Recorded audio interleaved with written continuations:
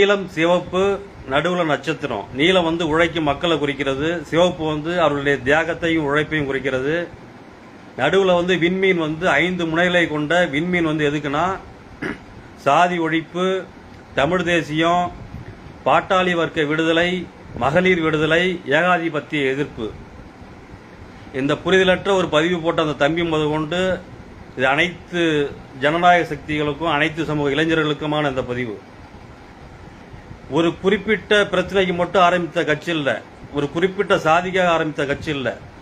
35 வருஷத்துக்கு முன்னாடியே தொலைநோக்கு பார்வையோட யாரும் சொல்ல துணிய இயலாத ஒரு கருத்தியலை இந்த இந்திய சனாதன கட்டமைப்போட கட்டமைக்கப்பட்டுள்ள ஒரு இந்திய கட்டமைப்புல ஒரு ஊருக்குள்ள போனா இது சேரியா ஊர் தெருவான்னு சொல்ற ஒரு சமூக சூழல்ல துணிச்சலா